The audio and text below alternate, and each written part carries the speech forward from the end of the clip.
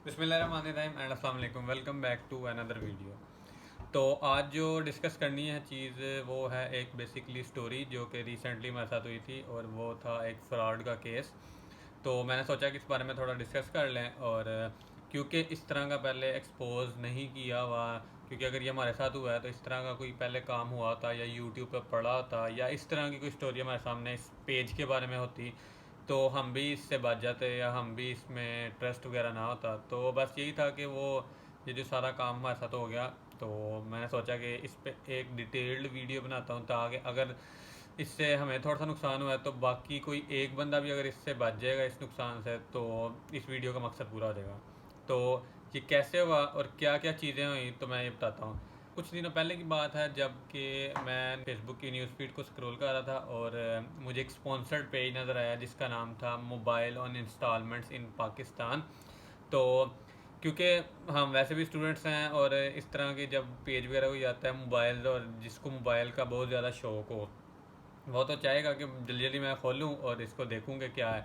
और दूसरी बात जो सबसे ज़्यादा जो अट्रैक्टिव थी उसमें वो यही था कि उसका इंस्टॉलमेंट्स, जो इंस्टॉलमेंट्स वाला वर्ड है ना, ये वैसे ही जिसका ना भी प्लान हो ना वो भी देख लेता है, वो भी कहता है इंस्टॉलमेंट्स पे, ये ना कुछ नहीं होता, पे करेंगे ले लेंगे मोबाइल, कोई मसला नहीं। लेकिन अब ये था कि वो मैंने पेज देखा सारा, उसको स्टॉक किया और मुझे लगा कि ठीक है ये सारे रियल है। उसमें कुछ पोस्ट थी, उसका फेसबुक पेज जो था वो इस तरह का था और इसमें वो सामने आपको 11 प्रो मैक्स की एक वो थी पिक्चर आ रही थी जिसमें एडवर्टीजमेंट उसने एक पोस्ट लगाई हुई थी। नीचे उसने फ्री एप्पल वॉच और फ्री एयरपोर्ट्स भी दिए हुए थे साथ के, जो भी ये करता है। और साथ ये उसकी जो डिटेल्स वगैरह हैं फेसबुक पे पेज पे काफ़ी लाइक्स भी थे उसके, उसने जो डिटेल्स में अपना सिर्फ व्हाट्सएप का नंबर उसने दिया था। लेकिन खैर वो उसके बाद में आते हैं। अच्छा, अब ये इंस्टाग्राम, ये इसका फेसबुक का पेज हमने देखा, फेसबुक के पेज देखने के बाद तब तो इतना जेन में नहीं था या कोई प्लान नहीं था मोबाइल लेने का, तो मैंने सिर्फ ये देखा और मैंने छोड़ दिया। कुछ दिनों बाद जब मेरा प्लान बना मोबाइल लेने का, तो मैंने सोचा कि क्यों ना वो ज़रा पेज जो था इंस्टॉलमेंट वाला उसको ज़रा चेक करते हैं, ट्राई देते हैं उसे, देखते हैं कि सही है कि नहीं। मैंने फिर वो पेज खोला, फिर जब पेज खोला उसके मैंने सारी देखी, सारी पोस्ट वगैरह देखी, मुझे कहीं से भी वो फेक नहीं लगा। मैंने वैसे भी थोड़ा सर्च भी किया तो मुझे कहीं पे भी कोई उसकी एक्सपोज्ड वीडियो टाइप या उसकी एक्सपोज्ड कोई भी किसी ने कमेंट्स में कुछ कुछ भी नहीं था। तो उसमें लेकिन एक मसला था कि वो कहता था कि एडवांस पेमेंट जो है ना वो आपने करनी होगी, जो कि फुल प्राइस की 20% है, जो कि आपको एडवांस पहले करनी पड़ेगी, जो कि थ्रू इजी पैसा, जैज़ कैश या बैंक ट्रांसफ़र के। और जो बाकी पेमेंट है वो आपको 4 ईयर्स इंस्टॉलमेंट्स प्लान तक आपको फैसिलिटी अवेलेबल है कि आप वो मोबाइल जो है ना वो बाई कर सकते हैं। और ये जो 4 ईयर्स प्लान है ना, ये जो है ना सबसे ज़्यादा मसला करता है, क्योंकि 4 ईयर प्लान जो है, अब जैसे हम जैसे स्टूडेंट्स हैं हम तो चाहेंगे कि अच्छा 4 ईयर्स का है तो ये 1000 पर मंथ हमें पड़ता है, तो ये कुछ भी नहीं अगर देखा जाए तो अपनी पॉकेट मनी इसमें से बंदा निकाल लेता है। लेकिन ये है कि 4 ईयर्स का प्लान है और वो इजीली बंदा बाय कर सकता है अगर उसने कोई मोबाइल वगैरह लेना है। मुझे उसके इंस्टाग्राम पेज का पता चला, मैंने उसका इंस्टाग्राम का पेज देखा, उसके इंस्टाग्राम का पेज ये है और उसके फॉलोअर्स आप देख लें कि 10.3 के फॉलोअर्स उसके हैं। उसकी काफ़ी ज़्यादा पोस्ट लगी हुई हैं, 97+ पोस्ट उसने लगाई हुई हैं। और वहाँ पे भी कोई ऐसा कमेंट नहीं कि जो उसको एक्सपोज करे या जो उसको बताया कि ये फेक है, ये जो बिल्कुल है ना ये फ्रॉड हो रहा है, किसी ने भी नहीं कहीं मेंशन हुआ। किसी ने कहीं अपना पेज में नहीं मेंशन किया, किसी ने भी कहीं पे मुझे कोई उस तरह की उसके अगेंस्ट कोई पोस्ट या वीडियो या कुछ भी नहीं मिला।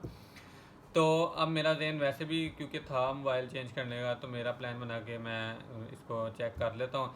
मैंने उसके लिए उसकी जो व्हाट्सएप नंबर था उस पर रब्ता किया। मैंने पहले डायरेक्ट कॉल की तो उसका नंबर बन जाता था, व्हाट्सएप पे जब मैंने कॉल की तो वो नहीं उठाता था। मैंने मैसेज किया शुरू में 1-2 दफ़ा, मैसेज किया, आपको स्क्रीन में दिखा रहा हूँ, मैसेज किया, उससे पूछा कि क्या इसकी प्राइस डिटेल्स हैं, इसके लिए ऑर्डर करने के लिए क्या है, तो उसने सारा डिटेल्स हमें बताई कि आपको CNIC चाहिए, इसके लिए आपको आपके जो इलेक्ट्रिसिटी का एक बिल है उसकी हमें पिक्चर चाहिए, तो उसके अलावा जो एडवांस पेमेंट है वो चाहिए। तो हमने भी इतना गौर नहीं किया, हमें यही था कि इलेक्ट्रिसिटी का बिल मांग रहा है तो वो यही सिर्फ चेक करना चाह रहा है कि क्या ये बंदे पे कर सकते हैं कि नहीं, और वो अपना एज अ बैकअप जो है ना वो प्लान कर रहा था। तो हमने कहा ठीक है, हमने उसे बिल भी भेज दिया। पहले मेरा प्लान एज सच कंफर्म नहीं था कि मैं इसे लूँ कि नहीं, क्योंकि मैं इसी तरह 50-50 में था कि लेना चाहिए या नहीं। तब भी मेरे दिन में आ रहा था कि यार ये फ्रॉड ना हो जाए, लेकिन क्योंकि कोई इसके अगेंस्ट कोई चीज़ नहीं थी मेरी, कोई कंटेंट नहीं था, तो मुझे उस तरह का फिर थोड़ा थोड़ा उसकी तरफ जाने लग गया कि यार ठीक है बाय कर लेना चाहिए। फिर मैंने ना अपने भाई से मैंने कहा ज़रा मशवरा करते हैं कि क्या करना चाहिए।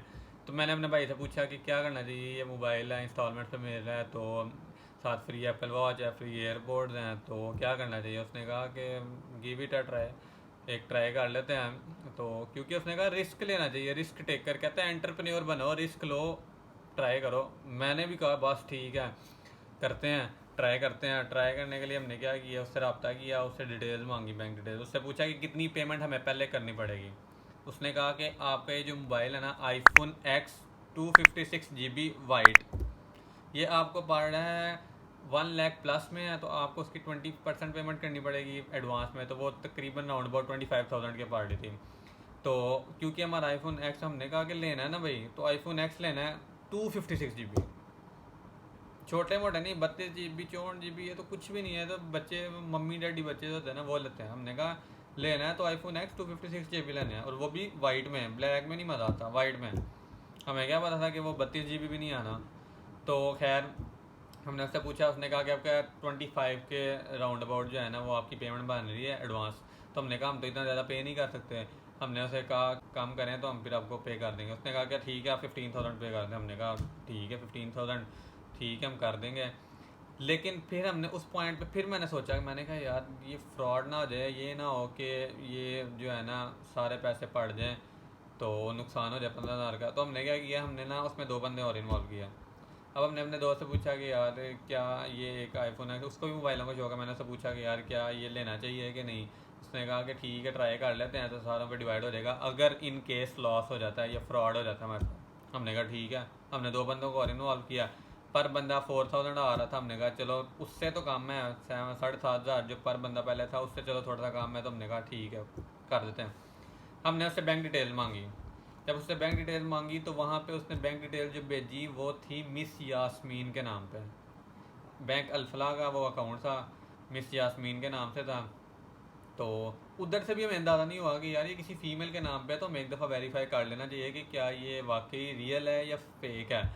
लेकिन नहीं, क्योंकि हमारे वो जेन बन गया हुआ था कि अच्छा ये मतलब कि रियल ही है, तो इसलिए हमने कहा कि बस ठीक है। हमने उससे मांगे और उस दिन पता नहीं क्या कोई ऐसे जल्दी जल्दी में हमने बस उसे करवा दी पेमेंट 15,000 की। अब हमने से अब कहा कि भैया आप ज़रा वेरीफाई करें कि ये पेमेंट आपको रिसीव हुई है। उसने कहा जी भाई रिसीव्ड एंड थैंक यू। उसने ये हमें मैसेज भेज दिया। हमने कहा बस ठीक है। उसने कहा, हमने उससे पूछा कि भाई अब ये जब हमने पेमेंट आपको कर दी है तो आप हमें कब ये है मोबाइल हमारे पास आ जाएगा। उसने कहा है कि उसने हमें पहले भी बताया था कि आप जिस दिन पेमेंट करेंगे जिस टाइम पे, उससे 24 घंटे के बाद आपको ना मोबाइल आपका रिसीव हो जाएगा आपके एड्रेस पे। तो मैंने उससे पूछा कि आपने भेजना किधर से। उसने कहा कराची से। तब भी नहीं हमें अंदाज़ा हुआ कि कराची से 24 घंटे के अंदर अंदर अर्जेंट भी डिलीवरी हो तो नहीं पहुंचता मोबाइल। ये भी नहीं हमारे जहन में आया। हमने कहा बस ठीक है पेमेंट कराई हमने कहा बस 24 घंटे के बाद जो है ना मोबाइल हमारे पास होगा। लेकिन उस दिन से आज दिन तक वो 24 घंटे नहीं आए, मेरे ख्याल से आएंगे भी नहीं कभी। लेकिन फिर हमने एक दिन गुजरा, 2 दिन गुजरे, हफ्ता गुजर गया, लॉकडाउन भी आ गया था। फिर हमने उसका पेज खोलना, हमने देखना तो वो लॉकडाउन, उसका ये लॉकडाउन वाला ये पोस्ट भी एक लगी हुई थी कि लॉकडाउन की वजह से जो डिलीवरीज हैं वो थोड़ी लेट हैं। तो हमने भी अपने आप को तसल्ली दी कि शायद लॉकडाउन है तो शायद इसीलिए कोई ना नहीं आ रही मोबाइल की, वो डिलीवरी नहीं हो रही। तो शायद जैसे लॉकडाउन ख़त्म हो तो वो बेल दें और कहें कि भाई ये आपका मोबाइल आ गया, ये आपने एक दफ़ा डिलीवरी दी थी तो आप भूल गए, ये आपका मोबाइल है, हमारे पास अमानत थी तो ये आप ले लें। और हम खोलें तो हमें सामने नज़र आए आईफोन एक्स 256 GB वाइट। काश ऐसा हो जाए, लेकिन नहीं हुआ अभी तक। अभी तक सिर्फ इंतज़ार ही है कि शायद आ जाए, शायद आ जाए, लेकिन नहीं आएगा। बस ये था। अब ये है कि वो 15,000 का जाने का दुख है, होता है, सबको होता है। लेकिन मसला ये है कि हमने उसकी कोई ऐसा कोई इतनी डिटेल्स वेरीफाई नहीं की, हमने वो नहीं किया, ये हमारे से गलती हुई। लेकिन इसमें अगर हम पॉजिटिव जो पॉइंट अगर इससे निकालें तो इंसान जो है ना वो गलतियों से सीखता है। उस दिन के बाद से आज दिन तक ऑनलाइन कोई चीज़ मंगवाता हूँ तो मैं सबसे पहले उसे कहता हूँ कि भाई कैश ऑन डिलीवरी दूंगा, प्लस पहले मैं ये चेक करूँगा कि ये वो वाली चीज़ वाकई जो मैंने मंगवाई है वो है कि नहीं। अगर नहीं तो ठीक है, अगर आप लोगों ने नहीं चेक करवाना तो ठीक है ना भेजें भाई, अब सेव मनी।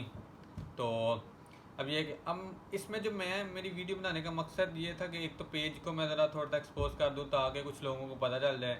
दूसरा मैं लोगों को ये बताऊँ कि जो भी इस तरह के पेमेंट्स वगैरह या ट्रांजैक्शन वगैरह करते हैं, तो पहले सबसे पहले उस पेज को या उस तरह की कोई भी चीज़ है उसको वेरीफाई ज़रूर कर लिया करें। अगर आप वेरीफाई करते हैं या वेरीफाई नहीं कर पाते किसी वजह से, तो ये पैसे बचाएं अपने आप। वो उससे अच्छा है कि आप थोड़े ज़्यादा पैसे दे के अपने ये बाय हैंड जो है वो चीज़ ले लें, ऑनलाइन नाम हुआ है। क्योंकि अक्सर जो होता है कि ये इस तरह का फ्रॉड चलता है, और उसके लिए और मैं हैरान हूँ कि वो उसने इतना वेल मैनेज्ड फ्रॉड है ये कि उसने पूरी प्रॉपर वेबसाइट भी बनाई हुई है इसके लिए, जहाँ पे ऑर्डर देते हैं। वो वेबसाइट की डिटेल ये आपको स्क्रीन पे नज़र आ रही है कि पेज उसका किस तरह का पूरा वेल मैनेज्ड है, सारी इन्फॉर्मेशन उधर है, सारा आपने उधर ही अपना ऑर्डर प्लेस कराना है, हर चीज़ उधर ही है। तो पूरा एक प्रॉपर प्लान्ड है कि इसके पीछे पूरा एक ग्रो है। और दूसरी बात है कि हम तो चलें कि पे थोड़ा कर देते हैं, हमें नुकसान हुआ, इसका दुख भी हुआ है, लेकिन ये है कि शुक्र है हम इससे बड़े नुकसान से बच गए हैं। लेकिन वो लोग जो ये सोचते हैं कि हम इंस्टॉलमेंट पे लेंगे और पहली किस्त चलो हम दे देंगे, उसके बाद वो सोचते हैं कि हमने अब दूसरी किस्त कैसे देनी है। क्यों? क्योंकि वो पे नहीं कर सकते या वो इतना अफोर्ड नहीं कर सकते ना, इसलिए तो वो इंस्टॉलमेंट्स की तरफ जाते हैं। उनके लिए ये बहुत बड़ा लॉस होगा, क्योंकि अगर उन्होंने पहली इंस्टॉलमेंट पता नहीं किस तरह पे की है, उनके लिए दूसरी इंस्टॉलमेंट पे करना बहुत ही मुश्किल हो जाएगा। तो उन उन लोगों के लिए कि उन लोगों को सबसे पहले वेरीफाई कर लेना चाहिए। अगर वो इस तरह का कोई चीज़ ऐसा लगता है कि पेज रियल है, एग्जैक्ट उसकी 100% गारंटी है, तो फिर वो इस तरह की पेमेंट करें। क्योंकि मकसद ये था कि अगर इस वीडियो से किसी एक को भी कोई फ़ायदा हो जाए तो चलें, इस वीडियो का मकसद पूरा होगा। और ये है कि उनको नुकसान तो हमें हो गया, नुकसान का तो कोई इजाला कर नहीं सकता, वो नुकसान जो हो गया वो हो गया। अब यही है कि बाकी अगर कोई कभी किसी को इस तरह का कोई मौका आता है तो वो उसको ज़रूर वेरीफाई करें, 100% वेरीफाई करें, उसके बाद करें। और मैं तो ये सजेस्ट करूँगा, अगर वो थोड़े से ज़्यादा पैसे दे के या वो जमा करके इकट्ठा बाय हैंड ले ले, तो वो सबसे बेस्ट ऑप्शन है उसके लिए। उसके अलावा और कोई चीज़ अच्छी नहीं है। क्योंकि अक्सर कोई चीज़ आप मंगवाते हैं, वो जो हमने मंगवाई होती है उससे बिल्कुल डिफरेंट दे देते हैं, फिर उसको क्लेम कराओ, क्लेम कराने के लिए जब भेजते हैं तो वो एक एक हफ्ता आती नहीं है, चीज़ रास्ते में गुम जाती है, वो 100 मसले हो जाते हैं। तो बस यही था। और अगर मैं आपको इसके कुछ और पोस्ट दिखाऊं फेसबुक पे, तो वो यही थी कि वो डोनेशंस के लिए भी इस पेज ने अपील की हुई थी, जिससे हमें इस पर शक नहीं हुआ। डोनेशंस के लिए अपील की थी गवर्नमेंट की तरफ से कोई भी अनाउंसमेंट होती थी लॉकडाउन की, या कोई भी क्लोजिंग ऑफ ये शॉप्स वगैरह, जितना भी लॉकडाउन में आया था वो सारी पोस्ट लगाता था। इससे लगता नहीं था कि ये बिल्कुल फेक है, इससे लगता था ये बिल्कुल रियल है, कोई इसमें ऐसा इशू नहीं है। और अभी भी मैं हैरान हूँ कि अभी तक वो पोस्ट लगा रहा है, अभी तक कोई उस पर बैकअप नहीं है। हमने जो है उसके लिए कहा कि हम इसका कुछ ना कुछ करते हैं, उसके लिए मैंने पीटीए की, मुझे कुछ समझ नहीं आया तो मैंने पीटीए की वेबसाइट खोली, उधर एक कंप्लेंट की सिस्टम था, वहाँ पे मैंने सारी डिटेल्स के साथ फ़ोन नंबर हर चीज़ डाल के मैंने कंप्लेंट लिखवा दी, लेकिन अभी तक कोई रिप्लाई नहीं। फिर मैंने साइबर क्राइम के लिए सर्च किया कि कहाँ पे करना है, वहाँ पे उन्होंने एक ईमेल प्रोवाइड की हुई थी। उस ईमेल में भी मैंने सारी डिटेल्स और सारा ये अपना सिनेरियो बयान किया, और मैंने बताया कि इस तरह हुआ है, पर उन्होंने भी कुछ नहीं, कोई रिप्लाई नहीं। तो बस यही है कि फिर मैंने सोचा कि मुझे इस पर थोड़ी एक वीडियो बनानी चाहिए और मतलब बताना चाहिए, ताकि कोई किसी और को फ़ायदा, हमें तो नुकसान हुआ है, किसी और को इससे फ़ायदा हो सकता है। तो बस आज की वीडियो यही थी। अगर वीडियो को अच्छी लगी है तो इसको लाइक सब्सक्राइब कर दें और ज़्यादा से ज़्यादा शेयर करें ताकि ये मैक्सिमम लोगों तक पहुंच जाए। तो बस इंशाल्लाह होप फॉर द बेस्ट, और मिलते हैं इंशाल्लाह अगली वीडियो में। तब तक अपना ख्याल रखिएगा। अल्लाह हाफिज़।